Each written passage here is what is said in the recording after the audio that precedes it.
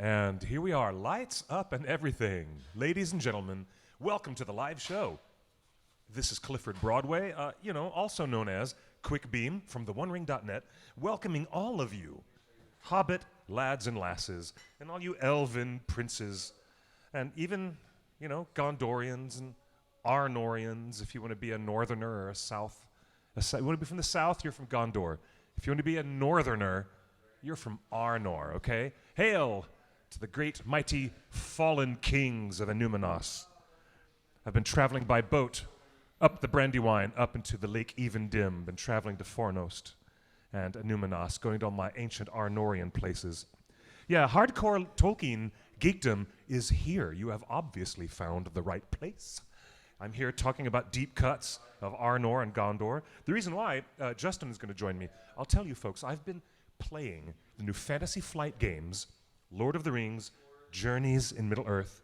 I've been playing it constantly, day after day, week after week, into this advanced adventure campaign, which has taken me for the first time outside of Eriador, south of Bree, and across the Old Forest, and right up into the Shire itself.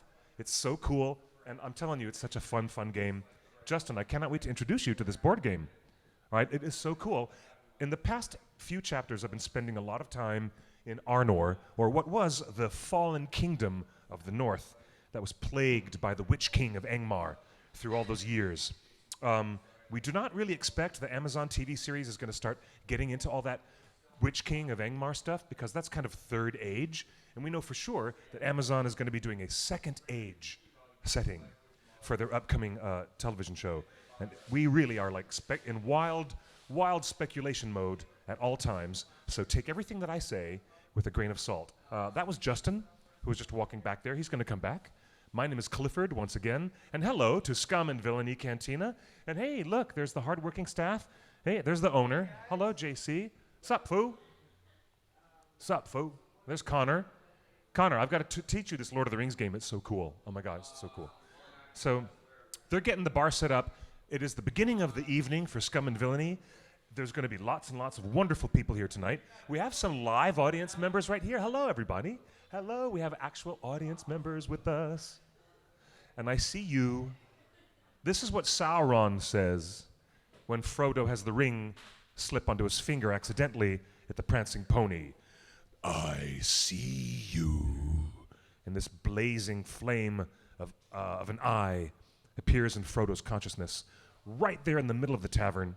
And so I have to say it, hello, I see you, to all the live people who have joined us on Twitch, Twitter, Facebook Live, YouTube Live, Periscope. Thank you to all the live chatters who have just joined us. In addition, there's a number floating over my head somewhere. It says 530-64 FRODO. That is our phone number. Believe it or not, our hotline, you can text us, call on the hotline, 530-64 Frodo. Come on back, Justin, because I'm going to do my bit right now. For Frodo. Where are you? He's not coming back. All right, he's hiding behind the Emerald City control panel in the Palace of Oz the Magnificent. So hello there. There's Chris, Pipsquay, Troy, Lambert, Andrew, Erovandi, and oh, hey, there's Brennan. Hey, Brennan Marr. There's Nicholas. There's everybody. Hello, everybody. Nice to have you here on the live chat. Now, 20 years ago, it started happening. You know what happened 20 years ago? They started filming principal photography on Fellowship of the Ring. Lord of the Rings, yes. In Mount Victoria. And on my very first spy mission for theonering.net, I actually went to Mount Victoria, and I stood right there at that very spot where they filmed Frodo turning around, and there was that tunnel vision rack focus. Get off the road. And so I was like there at that magical spot when I was in Wellington. And that all started the whole massive piece of machinery that would be the monolithic production of Peter Jackson's Lord of the Rings. It all started with humble beginnings right there on Mount Victoria. Mount Vic? Known to all the locals as Mount Vic, in what you would call a similar situation to what we have in Los Angeles. What? There are not many cities, and certainly very few I think the only one in the is Los Angeles, where the entire metropolitan city is bisected by a mountain range. In our case, it's the Santa Monica Mountains, also known as the Hollywood Hills. Now, in Wellington itself, there's another bit of geography that matches this distinction, is that the city of Wellington is also cut in half by It is. Mount Victoria. Yeah, on the other side of the suburbs, Miramar, down there on the coast, and on the interior by the harbor, on the other side of Mount Victoria, is the inland bay, the harbor of downtown Wellington. So indeed, the city is cut in half by the mountain. And that's where they shot the first scenes Where they shot. of Lord of the Rings. Hey, Get off the road. Cliff, guess Yes. what? Hello, Justin. Ladies and gentlemen, I said his name's enough time and he's manifest now. It's like Beetlejuice. You had to say my name 3 times. It's just like he's just shown up. to Speaking see of, it. And here he is. You guys come to Scum and Villainy because they're having a tiki night with all these horror classics. You know, Hellraiser, Pinhead, Beetlejuice, Freddy Krueger, all in tiki mugs. Oh my gosh, there's even classic Cliff. Frankenstein. Cliff, Yeah, what? I want you to look right at the camera. I'll take it over here, Connor. I Thank you. want you to look right at the camera, Yeah, I'm gonna look right at the camera. not at the floor. Not No, at your I'm shoes. busy. Not I'm at the busy. street. Not at the chat room. I want you to look right at the camera. When I say What's he gonna say? Amazon has just cast Maxim Baldry from HBO's Rome in a leading role in Lord of the Rings. New casting announcements for the Amazon show? We're breaking it right here. Are you kidding me? We have a photo of Oh him. my God, that guy's awesome. I don't have any pictures of Have him. you guys I seen don't have any Rome? footage of Wait, him. have you guys seen Rome? You never? Oh my gosh. So on HBO, Oh my there was gosh. a show. So he was a child when he was a child actor in Rome because it was 2000 something. And, you know, hey- So he's the right age at the right time.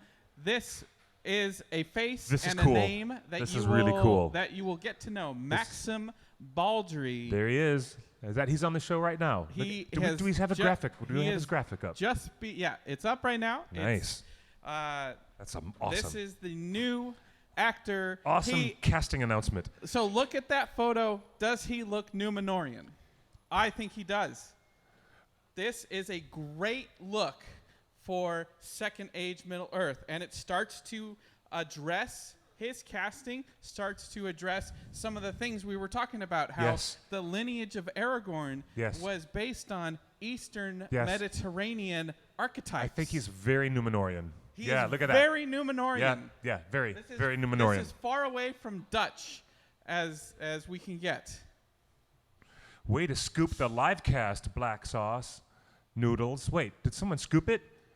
Did someone scoop our breaking news? People you guys in the are chat so room awesome. just want to be first. I love it. Well, that's So- why we have a chat for people to come in and like share this energy with us. So this is the This new is great. actor that has just joined Lord So of the cool. Rings. His name is Maxim Baldry. Look him up on IMDb. He doesn't have a lot of credits. It says he was in a show called Years and Years on HBO.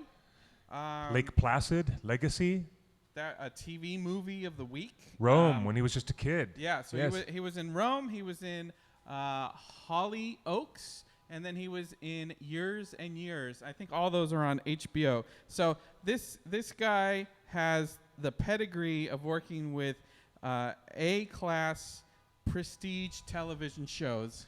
Wow. Rome was definitely that. He's been on 2 big shows on HBO, and now he's cast in the next biggest thing that Amazon has, which is set to take over the entire streaming space. They want to take... Look, who else announced they're having a streaming space today? Who? Wasn't there breaking news? I saw this today on Twitter, I don't know. that among all the Disney Plus announcements, which took over Twitter yesterday, and people really going crazy with that massive inventory Well, list. while you think about that, There's- people in the chat room are saying Rome was an incredible series. It sure was, and bloody. Up to and 2007, I worked for them for 39 years And- and just retired. That's great. Jill Miller, shout out to you. How This close is the Numenorian tableau of storytelling close to ancient Roman and ancient Greek tragedies? So like it's great stuff. You can speak and it is to that. Atlantean. The energy of that story is Atlantean. So That does come let's bring from up the other that big period. I casting think that is that so was cool. that was previously announced. Will Poulter. Will Poulter. Poulter. Yeah, Just Poulter. Just Will Poulter. Oh, Poulter. Yes. Will yes. Poulter We talked- it was previously announced. We've got this picture up. He's very elvish. He looks elvish. If you look at Will Poulter, there are pictures of him side by side with Hugo Weaving. Spitting image. The eyebrows are everything. And he's playing a character named Baldor. Baldor. So we've got Will Poulter, possibly Poulter as God, the Josh, elf. Justin. We got Will Poulter possibly as an elf leader or a main character of elvish descent, and then our first Numenorian, Yes. potentially our first Numenorian. And we also have Markella Kavanagh, the Australian actress, who has been cast with the name of a character Tyra. Tyra, that's which right. is not a Middle Earth. But I just want to it does not have that Middle Earthiness. I just wanted to again Middle Earthiness reinforce quality. this look. How often have we been talking about what the race of Numenorians look like? What did the heritage of Aragorn look like? What did Tolkien intend? Because Viggo Mortensen, he was a Danish actor. He's got very Danish But features. the original king of Numenor was the half-brother of Elrond. You know, his name was Elros. Remember? Half-brother? His twin. Who? His twin brother, I meant to say, not Wait. half. I meant to say his other half because they're twins. First king of Numenor was Elrond's twin brother. Elros. Elros became the first king of Numenor. He accepted the gift of men and wanted to live his life as a man, not as an elf. Remember, they were half-breeds and they were given the choice. So is Half. Aragorn related to Elrond? Don't jump on that bandwagon again. Okay. So the first king of Numenor is Elrond's twin brother. By distant millennia, are we not all related to Charlemagne? Okay, I'll give you that. Let me get my 23andMe DNA kit and find out how far I go back before I'm connected to Methuselah. Because what? That's the limit of that logic. I'm not even going there. I'm not even going there. Okay, so Elrond's brother Elros chose a mortal life, as Arwen does. He chose a mortal life, But- became the first king of men in Numenor. Yeah, but to have the Numenorian line of kings and all the Numenorians themselves that represented the Edain, the mortal men who remained faithful and, I should say, helpful to the cause of the Eldar, the elves, in the War of Wrath. The War of Wrath that overthrew Morgoth, Yes. that destroyed the entire continent of Beleriand, all that stuff that, fell, all the geography that fell under the sundering waves, right up to Ered Luin, the Blue Mountains, creating the Gulf of Lune, and then all these people barely surviving this catastrophe, and they were given a gift by the gods and goddesses, the Valar, for everything they did in the War of Wrath. They raised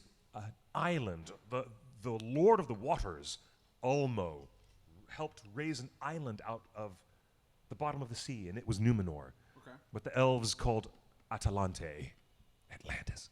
And so here it is, as their gift, these men and women were given this amazing gift of Numenor. However, they were forbidden to go all the way over the sea and cross a certain boundary and go to Valinor. That was only the place for the elves that they were allowed to go. That was their destiny. Men shared a different destiny. They were not meant to go to the Undying Lands.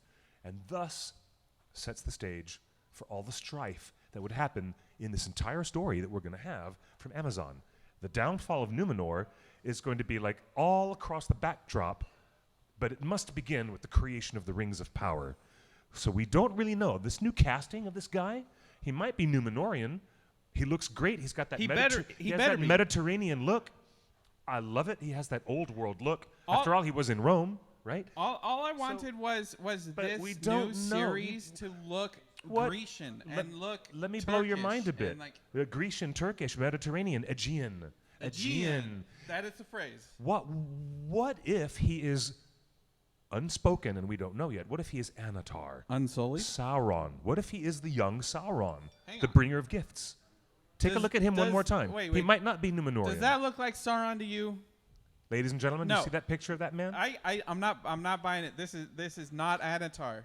This Go is on, not Sauron. The casting This is- announcement. Where's the casting announcement found? Where did we find it? Was it I on think Deadline? It's all over Twitter. It's all over by Twitter now. It's by all now. over Twitter now. Yes. Oh, wait, so I want this guy to be a king, a prince, a steward, a member, a constituent of Numenor, and I want the casting to lean into this look. A nobleman. He might be a A nobleman. nobleman.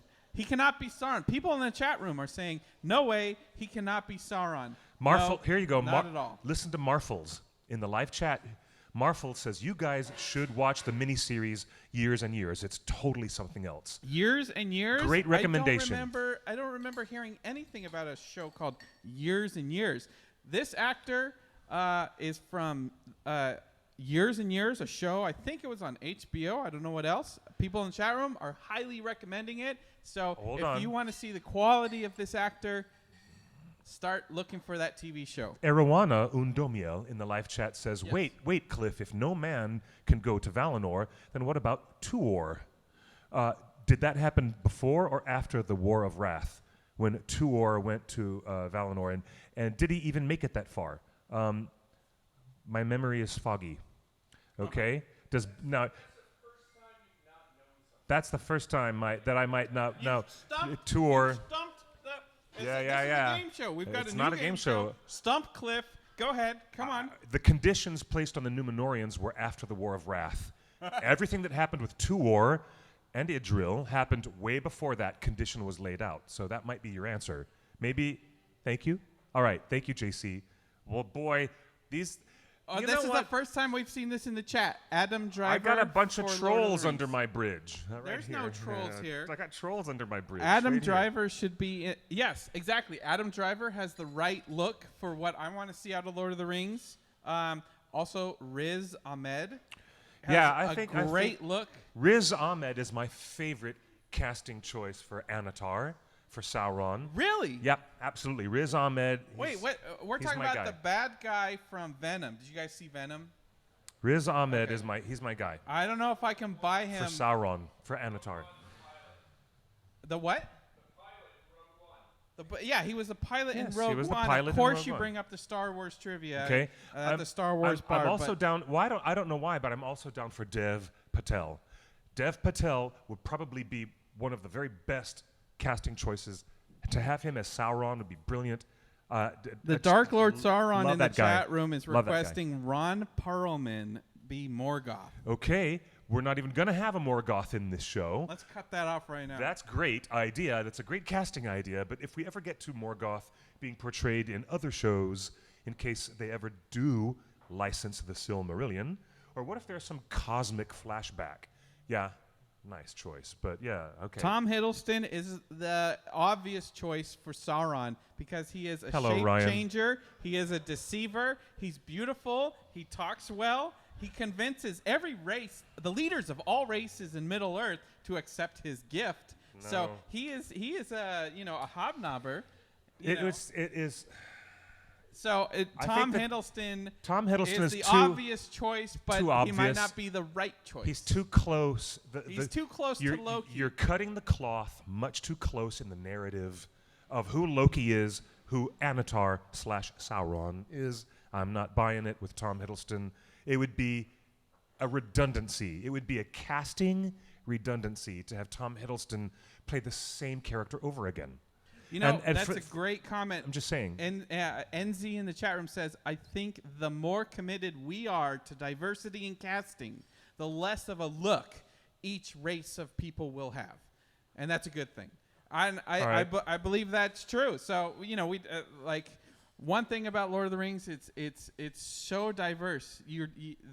Just the story itself crosses cultures, and we don't need all the bad guy orcs to have a Cockney accent. We don't need to go like full on stereotype. I love the Cockney accents. I love that all the orcs talk like Dick Van Dyke in Mary Poppins. I love that. I think a balance love between that. the Cockney accents of the Always orcs have. and the black speech in The Hobbit, Well, now, The Hobbit had a propensity for all of the orcs to speak in the language of Mordor with subtitles. Yeah, I That didn't didn't like happen. that. I That like didn't that. happen in the I like first that trilogy. In certain things. I think it would have been more powerful if all the orcs and goblins in The Hobbit still spoke with Cockney accent, but maybe the lieutenants and the general like spoke to each other in the dark speech. That would have been interesting. Okay. But I know. Remember, way back in even 2004 when these movies were out. Hold on. I like Okay. Nicholas Holt as Sauron. That's a good idea, Arowana. Nick Holt as Sauron. Very. Nicholas Holt as Sauron. He's I believe he's an I- elf. but- He looks like an elf. But that he could sweet talk Celebrimbor into making magic rings. He could sweet I don't know talk about that. Galadriel. Galadriel had a really good relationship with the dwarves of Moria at this time because she was taught, as a little girl, she was taught by Fëanor, the greatest craftsman of all time, the elf who made the Silmarils. Galadriel had this really cool relationship because she thought the dwarves were ingenious in their craftsmanship and their clever designs and things that they made. So she's all about to be in this conversation with Celebrimbor when it comes to should we start going into ringcraft. When we start talking about the dangers and the risks and the benefits of getting into making magic rings, there's going to be lots of drama, probably several episodes of Anatar trying to persuade Galadriel and Celebrimbor to get into this whole operation to make magic rings. You guys think it through. I'm so intrigued by what these characters are going to do and how long they're going to be on stage, talking with each other, motivations, treacheries, side motivations, backstabbing, and then suddenly we get to the point where Celebrimbor takes the deep dive and learns the dark arts from Sauron to make magic rings. It's going to be so cool. This is what Amazon concept. is going to be playing. Joe, Look at the audience. Look, Joe isn't that going to be cool? 1987 That's going to be a cool in show. The chat room says, all right, that's going to be cool. You know what Sauron is to me, says Joe Alien in the chat room. Imagine Jesus turning out to be Satan. He's everybody's friend. He's here to save the world, but he turns out to be Satan, here to take over the world.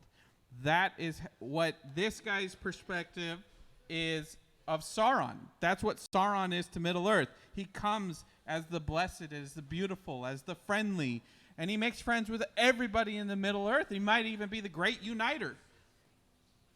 And then he turns into a flaming eyeball on the middle of a tower. I don't think his ambition was to become a great uniter. His ambition was to get the elves to make magic rings so he could control the entire quote-unquote network. He had the passwords. He had the cheat codes for all the magic rings. Sauron had that. And by the way, that would be enable him to take control of dwarves, men, elves, all of them.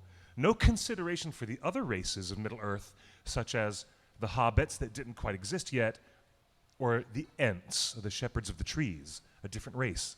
But Sauron felt he could do this plan, and Maxim Baldry, is that him?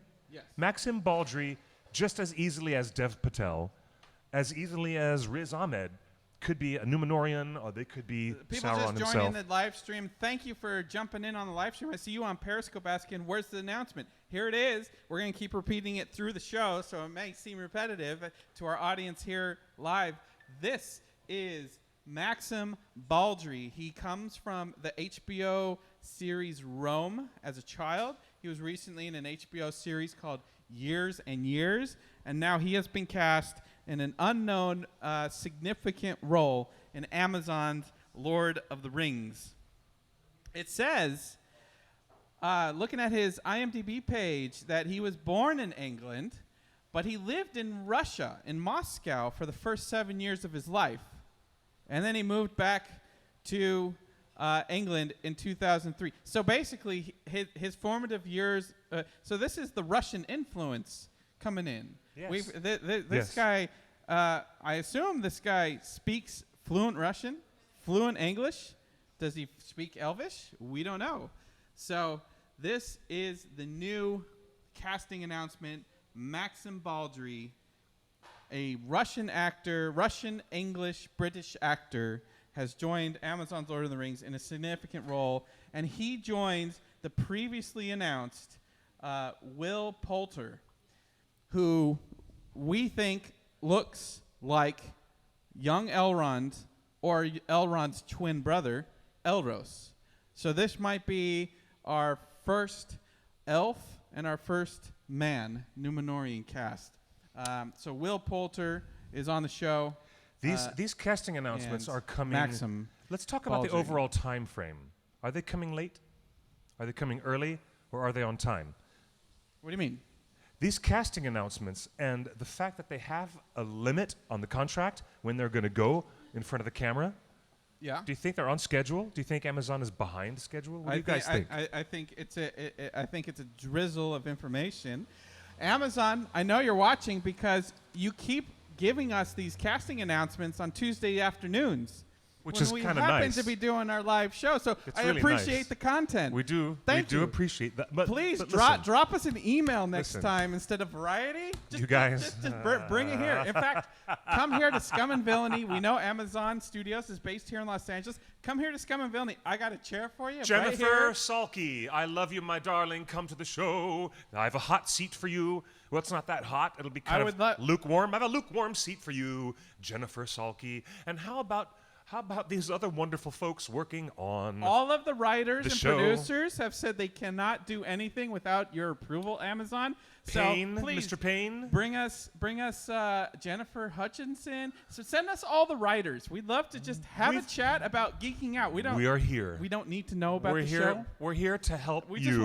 just want to chat. We're with here to help everybody. you get it. We know you need to get it off your chest. We know you guys are burdened by all the stuff you're doing on this Lord of the Rings show, but let us ease your burden, please. Let us introduce you to 4+ million fans that we have had following our delicately cultured fandom for 20 years on the OneRing.net, 2 decades of love and energy, enthusiasm, and I should say a little bit of wild mischief on the side with the hobbits in the room. You never know what the Tooks are going to do. Hey, come talk with us. We would love to talk with you and feature your writers and your producers and your... Hey, Jennifer, even if you want to talk from an executive level, bring the whole team. Come on, join us. Join us right here We'd love to live have you. Hey, every Cliff, Tuesday at 5 o'clock. Join us. And Join us. so, Cliff, there are a few people in the chat room that bring up, this is a valid conversation because everyone's having it, especially in the wake of Joker, which we will have a different conversation about on a different day. But Okay, hello, Kieran. To answer your question, Kieran Owen, we're setting in the time frame, the time period of the series is the Second Age. You need to, if you haven't yet, you need to follow on Twitter LOTR on Prime. And that's the account for Amazon's That's right. Twitter, So LOTR on we Prime. have people in the chat room saying, Amazon, please Second keep Age. social justice warrior politics away from the series.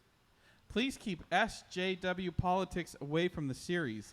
Now, at what and there's point? At people- what point is a written piece of narrative allowed to have its own viewpoint and its own voice before it becomes fantasy labeled? world, but before it becomes labeled the unnecessarily rules of that as world being an SJW thing. Yeah, we cannot ascribe current politics No. to these old stories. In fact, Tolkien actually hated the fact that What- anyone would think that that his stories are based on What the about- Nazis what or about- the World War I experience. What's It's like, wrong? No. What's wrong with Gene Roddenberry creating a series in the late 1960s, where Frank Gorshin, who would go on to play the Riddler on Batman, Frank Gorshin and the race that had one half of a face white and black, and the other of them fighting in the same world with one half of their face black and white. Why look- can't science fiction actually have, or fantasy, have the space to breathe with some commentary on social constructs and things? Well, in that case, that's something I that totally we agree do. with the chat room. There's no room for modern politics in this show, but there is room for that world's politics. And There's you room stay for there. that world's politics Yeah. to show us a mirror of our time Is and that politics. the purpose of Tolkien? He did not want that. He called it applicability. He specifically did want that. All right, now here I am in the middle of an intellectual argument with my co-host.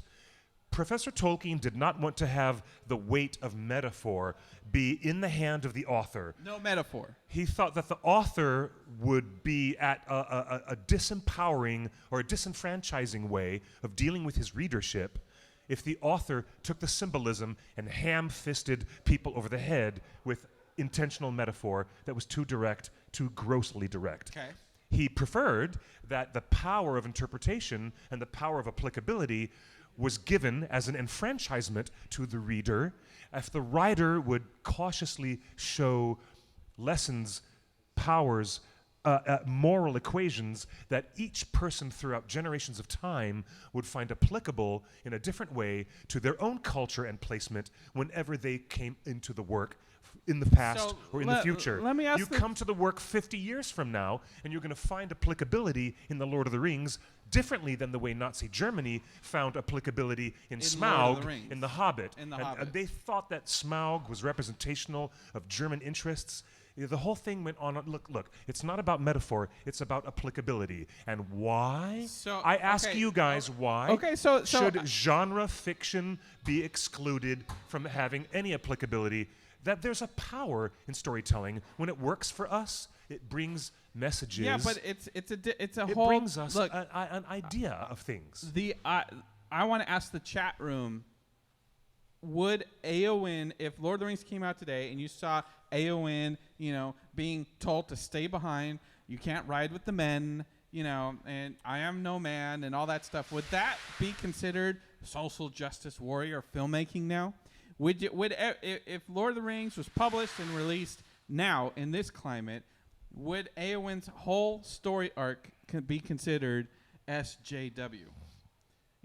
Of like a woman coming, Is Treebeard marching an army of trees against the industry and the fires of Isengard an SJW moment that has been, look, if it has been weaponized by an existing group of people today to push their agenda, sometimes it happens for the benefit of humankind, for the raising of consciousness and issues, and in other cases, it's used for the darkening. It's used for obscuring. Josiah disagrees with you issues in there. He and says truth. Morality is one thing to explore. Modern politics is a total another thing. JC? I was going to say that Éowyn... You would have a hard time making the argument that it was an SJW moment because it exists in the book. For correct? Éowyn? Yes. Especially when she takes on the role of a man, when she's forbidden to participate because she's a woman? But but that was written in the book, correct? That wasn't a Peter Jackson invention. It was written in the 1950s. How would you, if you were campaigning against social justice warriors, say, oh, well, Peter Jackson just put that in, or Amazon just put that in because, it's the politics of the time. That's what the liberals want. It would be too. You could say that, but the argument would be shut down immediately because this was written at a time when women were meant to stay at home. Right? This was not written meant. They were socially constructed to correct. stay at home. Correct. That was what society deemed, right? So that's, I think you would have a hard time making an argument on either side of that unless you were arguing that Tolkien was 65 years ahead of his time. Right. In writing that, which doesn't make any sense either. I mean, he was Notre writing, Dame. He was writing about a world that existed in the pre-industrial Earth thousands of years ago when a woman, probably from a patriarchal society where she was from, Éowyn, would not have had the chance. And he had wanted to address that in his story. Boudica. I love Boudica's story. What? Boudica. Okay. Another story. I don't So know. let me ask you this. If Lord of the Rings was filmed today, famously, the Rohirrim, all of the horse lords of the Rohirrim, half of them were women because they couldn't find enough horses and they couldn't find enough men that could ride the horses. So they put women in beards, and most of the ride of the Rohirrim are women. If that was filmed today, they wouldn't be bearded women. They would just be women in the Rohirrim. The Rohirrim would just be men and women. So would that have gone against Tolkien? Did Tolkien specify that the Rohirrim were men only? Was Peter Jackson playing current politics of the time by dressing all the women writers up in beards? Should the Rohirrim be half women, just like actual life was when they were filming it? I'll make a story argument for that. If you are putting women as writers of Rohan, right? If you are allowing that, then Eowyn's story means less. Because it doesn't matter that she doesn't have to dress up as a man. She doesn't have to do anything. Her character arc, her hero arc is lesser because she is not going against the grain on anything. She's just falling in line with she's just part of the crowd. Yeah. So at that point, why is she even in the story? Because she's one of many. What makes her unique, what makes her special is the fact that she is willing to stand up and do what she feels is right, even if it's going against the grain of what people are saying. And she is based on a certain culture, the Viking shield maidens, right? There was certain Northern European culture that celebrated this. So she comes from that history of the Viking shield maiden. So there is actual human history. Doesn't mean that all of the cultures. And so when we start getting into this social justice warrior thing, the fact is Middle Earth is full of cultures, just like the world is. And so if the Vikings and the Scandinavian stories had stories of shield maidens, and you didn't get any shield maidens out of Rome, or Grecian history or Western history, that's because there's all these cultures. So you can't really SJW any of this because it is Middle Earth is as big as the Earth. Indeed. Well, the main themes that they're going to touch upon, if it's in the Second Age, would probably be the kind of themes that we have seen explored in Game of Thrones, which is the pursuit of power and the corruption that happens upon the successful pursuit of that power. This is what I get from the War of the Ring to a certain degree, but in the forging of the rings, where all these people are, and these key elven lords are captivated by the idea of attaining more power through ringcraft, and Sauron taking them, and if there is a moral compass in Tolkien's works, it is very, very much about death and the pursuit of deathlessness, power and the corruption of power, especially with Saruman. But in the Second Age storyline, I think that we might see, and maybe that could be played out with such subtlety that we get political observances from our modern world only by the way that Tolkien meant it to be, applicability.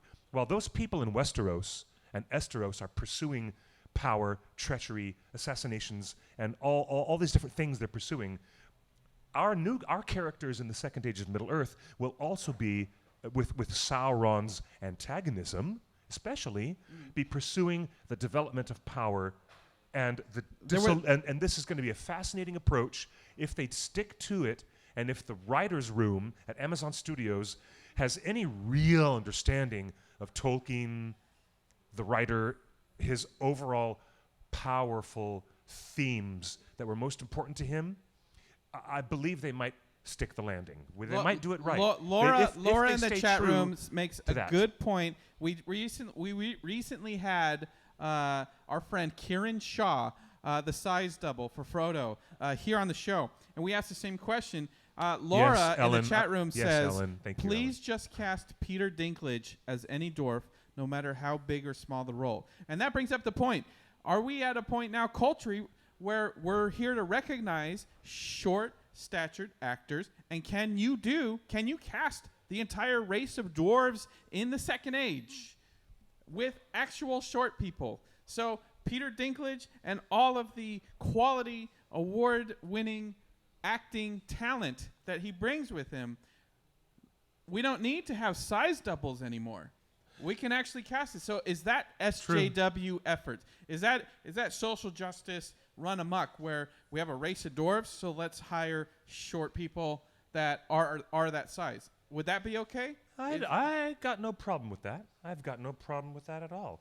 As long as there's a consistency to the artistic vision and an overall intellectual concern at all of it, that they want to be true to Tolkien. That is really all I'm asking for. So the question is to you, because this is what the conversations I see pop up on Twitter all the time. It's like, do you cast a bunch of short actors as good as they are, or do you cast famous actors and size double them like they did in Lord of the Rings? And in The Hobbit. So are you sacrificing anything by not casting a known face or an experienced name that went to all the acting schools? By the way, short people go to all the acting schools too. So it's and by the way, Richard Armitage is 6'3". He is an impressively. Yep. I mean, he's not even my type. But when he stood that close to me at the interview, I was just kind of like falling into his eyes. It's insane. Richard Armitage. You asked him a question about the staying power of fantasy, and he went into the Silmarillion. We went into the deep dive conversation with Richard Armitage. Go to YouTube and look for Cliff's conversation with Richard Armitage. It's amazing. John Rhys Davies and Richard Armitage are both 6'3", 6'4", and it's amazing that the tallest actors are the two most significant dwarves in both trilogies, Gimli and Thorin. And they're both the tallest guys in the room. So go figure. But is it SJW stuff run amok if we don't cast those type of actors anymore? No. And we cast Peter Dinklage? No. And no. Look, the conversation. The dwarves. The conversation didn't happen when Black Panther was created. Warwick just Davis. Like, oh, you're making Black Panther just because it's an SJW film. Blah blah blah. However. That didn't happen. It was like, this is a great character that needs to have... That was ready for his story. That it was ready for a fantastic presence in the world. Now, here's the thing. If Marvel might have been... Gothmog. If Marvel might have been guilty of adding in something that was just a little bit too transparent, it was when they did that girl power moment in Endgame where all of a sudden female characters all gathered together and it seemed really, really transparent. And it's so forced. So is that what we're talking about when the fans here say that was what you'd call, service to that zeitgeist? Right now here is that true? Right? Do we have a live mic? So is that what people in the chat room say, like, don't force this? Yeah, you don't force it. It shouldn't be. So all right, from a woman's point of view, tell us your name, my friend. Tell us your name. I'm Crystal. You want to eat this microphone right here, Crystal? Oh. It's on now? Okay, so coming into the frame, no one can see you. So what is it? I just saw your reaction when I said that. What is it about a moment that made Éowyn's moment more true to a statement for a character versus having a bunch of female characters just suddenly for a quick shot that was supposed to be a rah moment? What do you think about that? Yeah, it did well, feel obviously, like you know what I think. It did feel like a rah moment. It felt like just a poster moment, an opportunity to... a poster moment. It was a poster moment. It was like, yeah, girl power. We really want this on our poster so we can, like, for advertising and for the current issues and Me Too and everything. So we're like, hey, let's just put this in the film as well. I mean, I was saying as well, like, we liked the characters and we love that they're interacting and that's the cool, but they changed that. It wasn't about the characters. It was about the justice issue. The moment. It was the moment. It was the moment. Yeah. Whereas, like, Éowyn is different because she had this huge, long, like, she was building up her story and her character and it was developing and it showed, like, everything before. And it wasn't because, she wanted to lead all the other women into, like, doing this as well. She did it because it was, like, part of her family and she was a shield maiden and she wanted to do shield it. Maiden to protect her dad. Professor Tolkien had his strongest female characters appear in all these other places in Arda. In The Lord of the Rings, he didn't have Luthien. He had other... so he's like, I can bring Galadriel onto the stage. I can create Éowyn, but his strongest female characters are definitely in the First Age. Right. Certainly, you know what's going on. It's amazing. So tell us your name, my dear. Yes. Crystal. Hello, Crystal. Yes, Crystal. Good to have you. Ladies and gentlemen, live. All right, so we have a live audience. Nice to meet You're you. always welcome to come and watch our show live. Thank you for your input. Thank you for you your input. so That's much. great. Thank you for that. Yeah, see? So it's about what's in service of the story first and foremost. But everyone right? in the chat room is like, this girl gets it. So Yeah. She's like, this girl gets it. Yeah. So it's about the service of the story.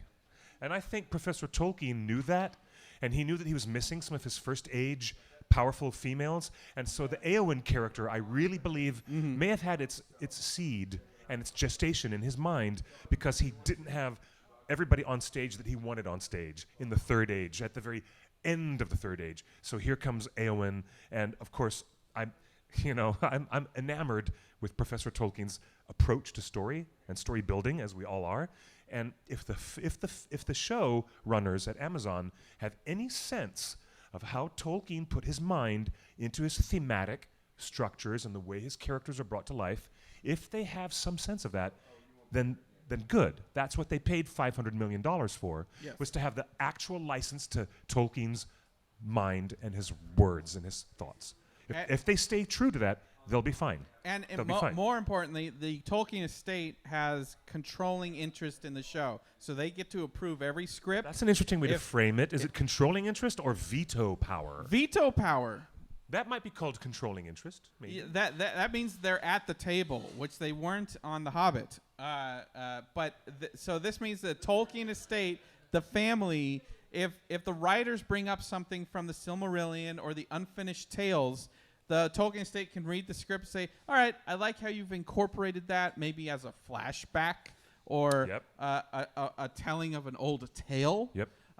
They can include that. So but that is not the blanket license for the unfinished tales in the Silmarillion. So the license does not include any other books other than the Lord of the Rings and the appendices.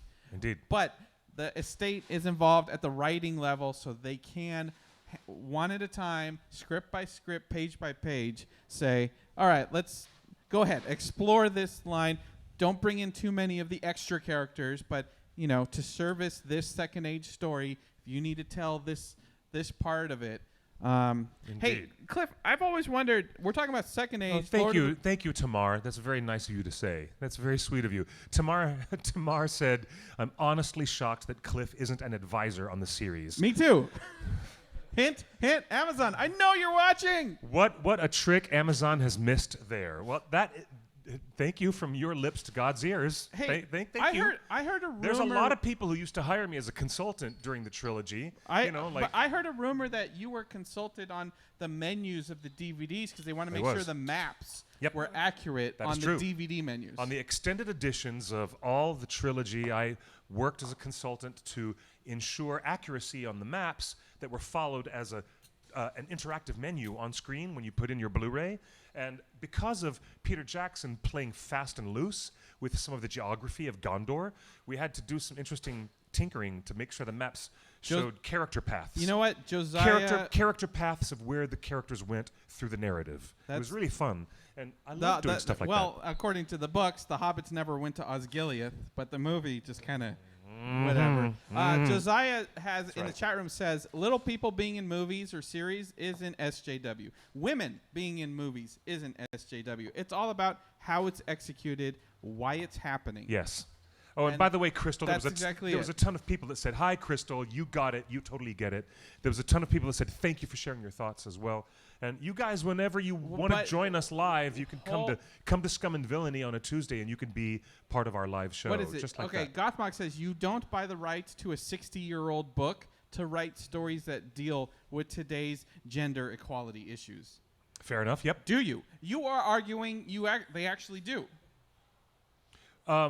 You don't buy the rights to a 60-year-old book to write stories that deal with today's gender issues. No, but you populate the story with enough texture and enough threads of narrative that a person can look, and like any good piece of art, and see a reflection of themselves or a reflection of their own situation. And so that is what art is for anyways, in a more general sense. Let's bring the screenshot back. It's not supposed to be like Aslan is an absolute symbol for Jesus, and here is his sacrifice. So we're looking at Maxim. Why C.S. Lewis and Tolkien argued all the time, especially about Narnia. So that's why we're bringing up Maxim on the screen right now. Maxim Baldry is the new actor just cast in Lord of the Rings. Here's the thing.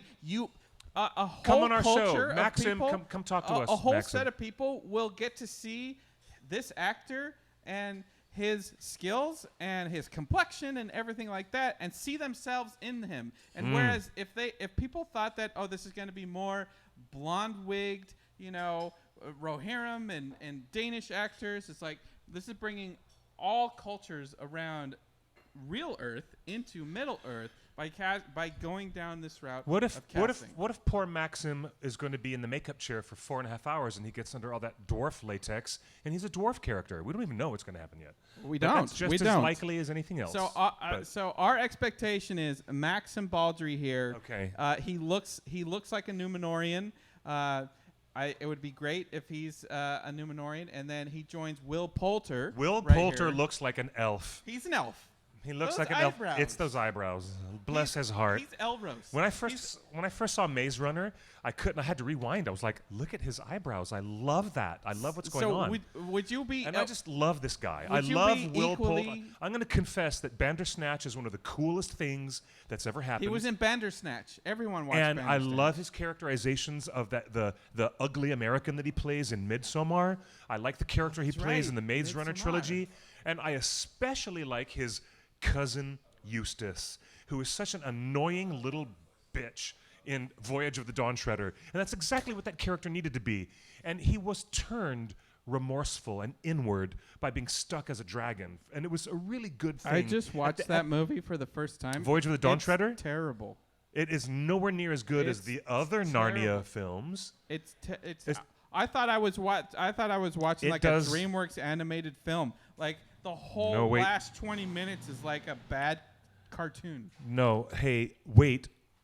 That's probably because Prince Caspian was The so opinions are my own outstanding. and do and not represent the OneRing.net. I have I'm to just say, saying. after the summit, the pinnacle of achievement, which was Prince Caspian, it was a letdown to go to Voyage of the Dawn Treader. But hey, at least Will Poulter was People in good. the chat room At least he are was good in saying it. Ben Barnes should be in the show.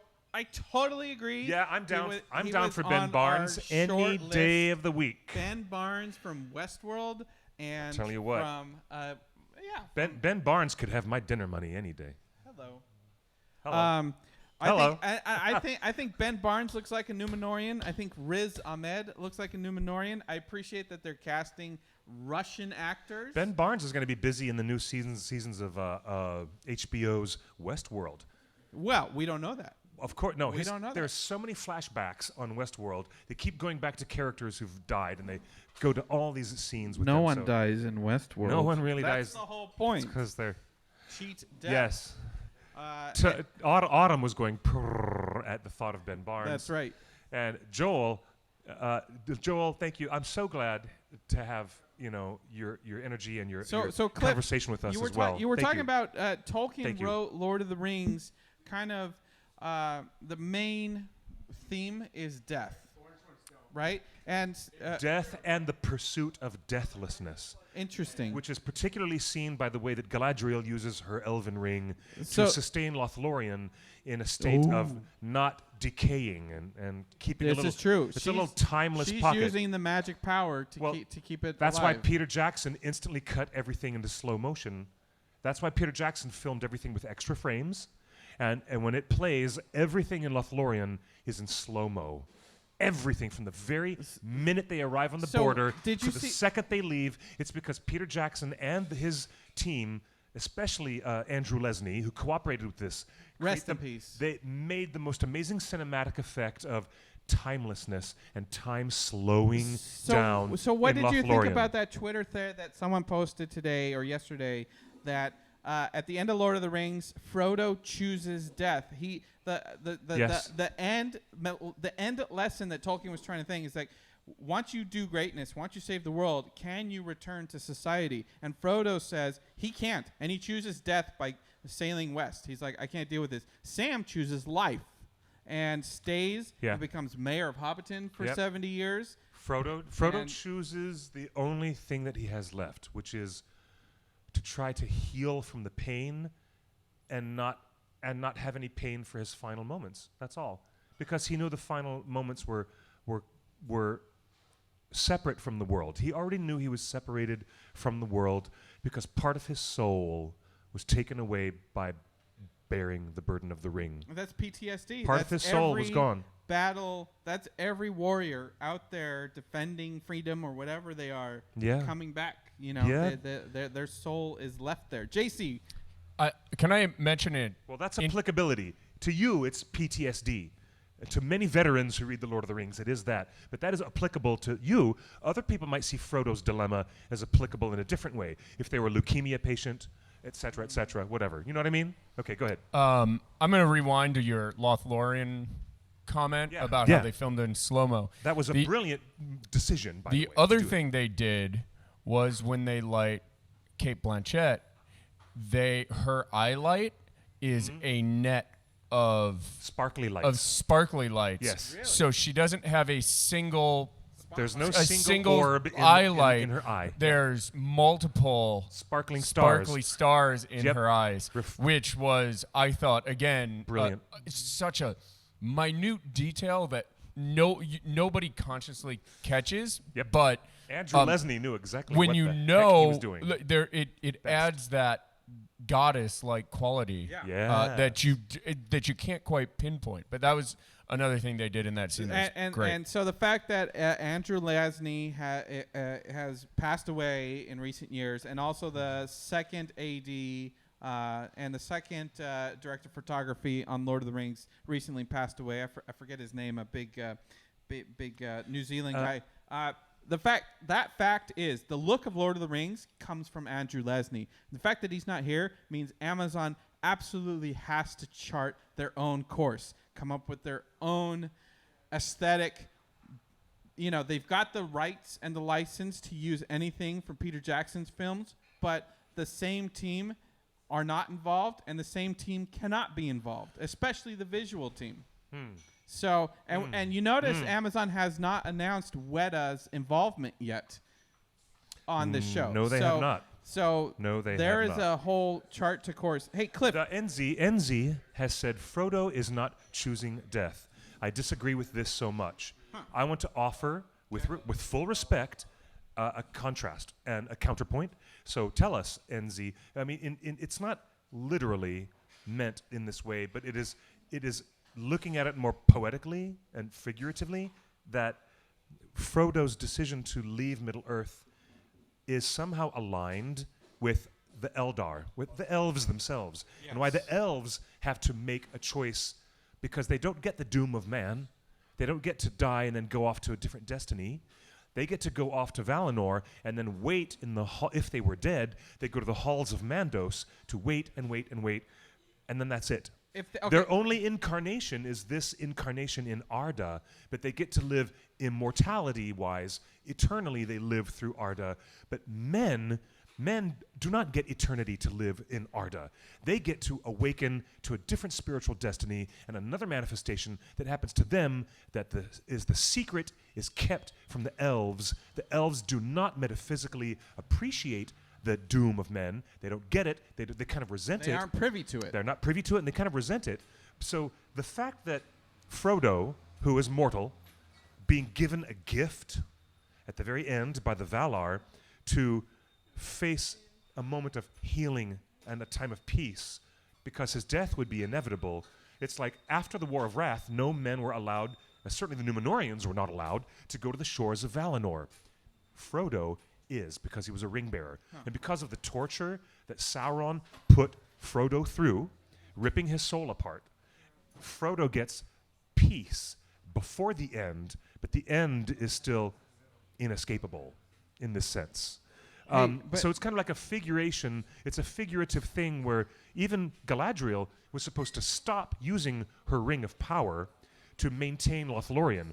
She was supposed to shut all that down, leave Lothlorien a long time ago, and get on the boats and go back to Valinor. But she did not. She stayed and stayed and stayed, and she maintained this floating deathlessness in Lothlorien. You want to read all about this? Will we see that in the Second Age? You will read about this in J.R.R. Tolkien's letters. When he writes letters and explains all this, it's amazing to understand. But I think, speaking Samwise chooses to continue an existence, while Frodo chooses to abandon an existence. In the way that the elves are abandoning the existence in Middle-earth to go to Valinor. It is kind of like that. That's what we're trying to get at. But I do appreciate your counterpoint as well. If the Lord of the Rings Amazon TV show is going to be about Second Age and Sauron forging the rings and getting the rings in the hands of all the elves, dwarves, is it expected that we will see young Galadriel and the young Gandalf? She's Gandalf not get a ring? young. She's already 6,000 years old. And Kate Blanchett does not age. So she can still play Galadriel. Kate Blanchett has a magic portrait up in her attic absorbing her age. Everybody knows it. However, the fact is that even... Will we see her in the Second Age? Even we have to speculate whether Hugo Weaving or Kate Blanchett will come back to play the identical characters they already were, as Elrond, But as is Galadriel. it true to the story that she has to receive the ring? That's what has to happen. She has to. Does Gandalf receive a ring? Gandalf does not. Círdan is an elf lord who receives the third ring, the Ring of Fire.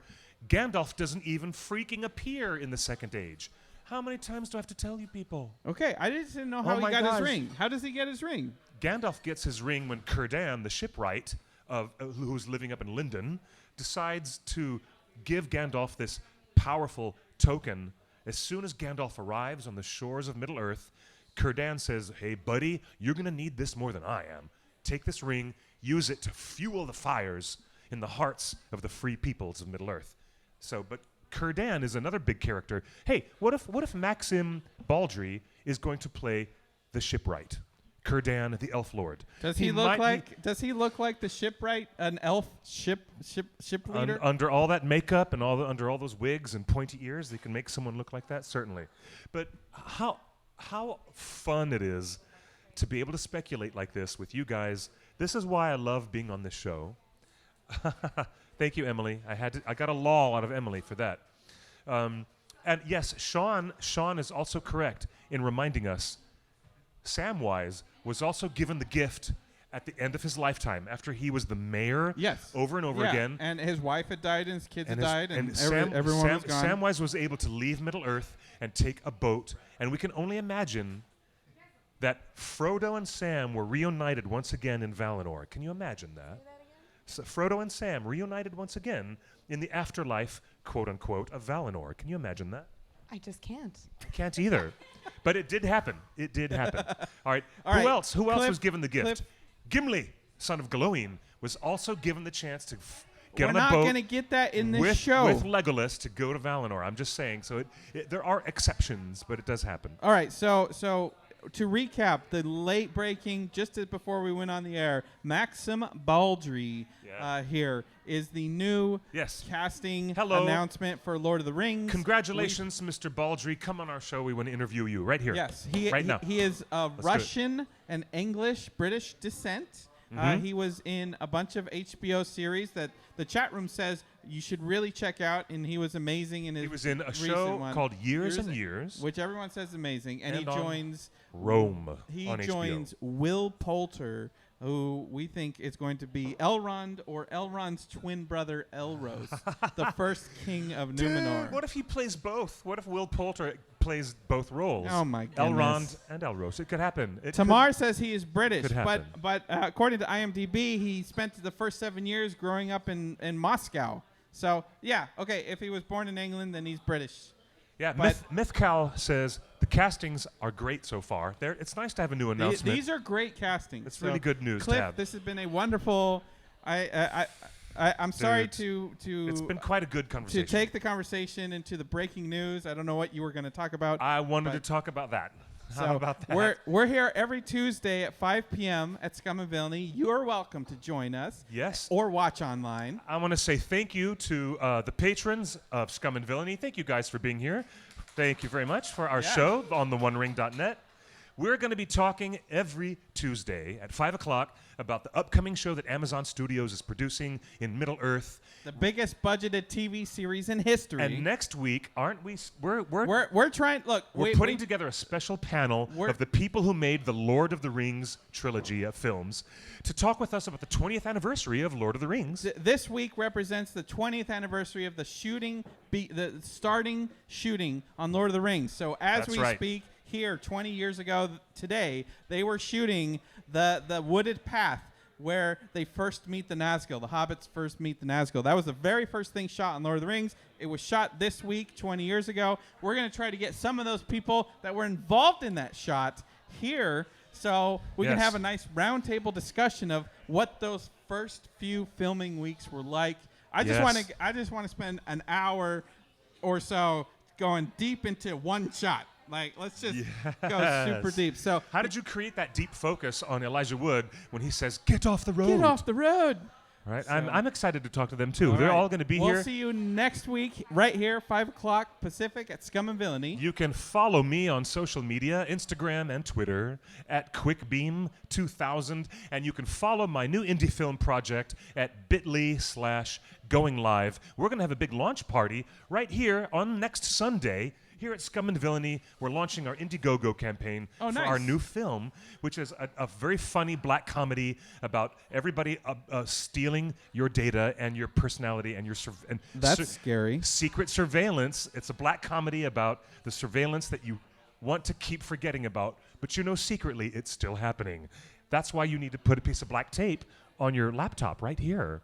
Okay. Except us, because we Except- want to bring the show to you. You know, ironically, I'm using social media to actually get that message out. So, Exactly. hey, everybody, you can follow him, Justin's Big Idea. No, follow him. I'm QuickBeam2000 on Instagram and Twitter. Also, follow Going Live Movie at the same accounts. I love you guys. Until next Tuesday, buenos noches y buena suerte. Tardes? Fuerte?